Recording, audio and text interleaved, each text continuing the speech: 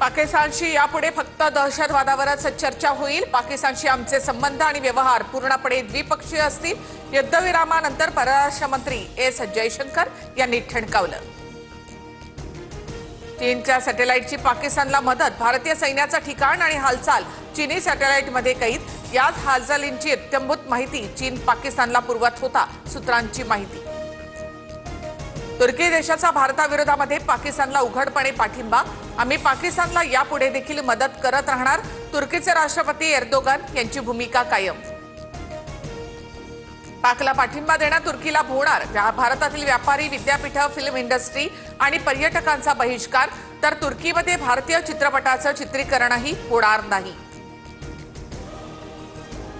पुण्यामधून तुर्कीवर स्ट्राईक झाल्यानंतर आता पाकिस्तानमधून धमकी, पुण्यातील व्यापाऱ्याला पाकिस्तानमधून धमकीचे फोन, तुर्कीच्या वस्तू आणि फळांवर बहिष्कार टाकण्याच्या निर्णयानंतर धमकी।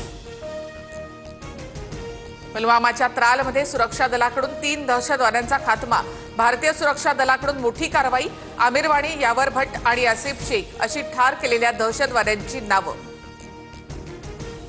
भारतामध्ये ॲपलचे कारखाने उभारू नका, मी भारतामध्ये उत्पादनासाठी इच्छुक नाही, देशांतर्गत उत्पादनावर लक्ष केंद्रित करा, ट्रेड वॉरच्या पार्श्वभूमीवर ट्रम्प यांचा टीम कुक यांना सल्ला। भारत अमेरिकेमधून आयात होणाऱ्या वस्तूंवरील सर्व शुल्क रद्द करण्यास तयार, डोनाल्ड ट्रम्प यांचा मोठा दावा। चीनकडून पाकिस्तानचा प्रॉक्सी म्हणून वापर, चीनवर विश्वास ठेवता येणार नाही, ट्रम्प यांनी पाक विरोधात भारताला शक्य तेवढी मदत करावी, ब्रिटिश लेखक डेव्हिड मान्स यांची टीका। ऑपरेशन सिंदूर आधी मोदींच्या NSA, CDS लष्करी अधिकाऱ्यांसोबत 45 गुप्त बैठका, पहलगाम हल्ल्याला उत्तर देण्याचा सौदी दौऱ्यावर असतानाच मोदींचा निर्णय, सूत्रांची माहिती। पाकमध्ये असलेली अण्वस्त्र चुकीच्या हातांमध्ये, पाकची अण्वस्त्र IAEAच्या देखरेखीखाली असली पाहिजेत, जम्मू काश्मीरच्या दौऱ्यावरील राजनाथ सिंग यांचं वक्तव्य। पाणी पुरवठा बंद करण्याचा विचार केल्यास भारताला उत्तर देऊ, पाकचे सैनिक शौर्य आणि बलिदानाच्या बळावर पाणी हक्क मिळवून देतील, शहबाज शरीफ याची भारताला पोकळ धमकी।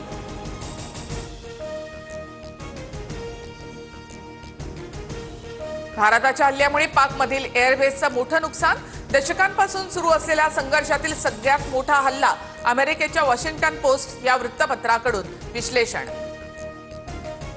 पाकचे लष्करी तळ, विमानांना लक्ष्य करण्यात भारताला यश, ऑपरेशन सिंदूरबाबत अमेरिकेच्या न्यूयॉर्क टाइम्सकडनं वार्तांकन।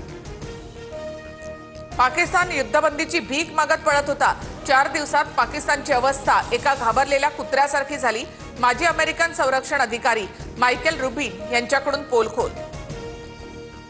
बलुचिस्तानकडून स्वातंत्र्याची घोषणा, बलोच लिबरेशन आर्मीचा पंजगुरमध्ये पाक लष्कराच्या ताफ्यावर हल्ला, हल्ल्यामध्ये 14 पाकिस्तानी लष्करी सैनिक ठार, अनेक जण जखमी, बलोच आर्मीचा दावा। भारताने पाक विरोधात पाऊल उचलावं, आम्ही तुमच्या सोबत, मेहरंग बलोच यांच्या भाषणावेळी आंदोलकांकडून घोषणा।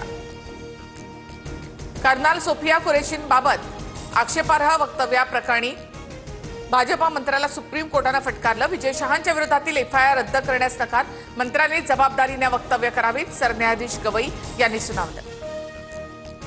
भारत पाक तणावाचा उत्तराखंड चारधाम यात्रेवर परिणाम, यात्रेकरूंची संख्या 31% घटली, 30 एप्रिल ते 13 मे पर्यंत 6,62,446 यात्रेकरू दाखल, गेल्या वर्षी याच वेळी 9 लाखाहून अधिक यात्रेकरू दाखल झाले होते।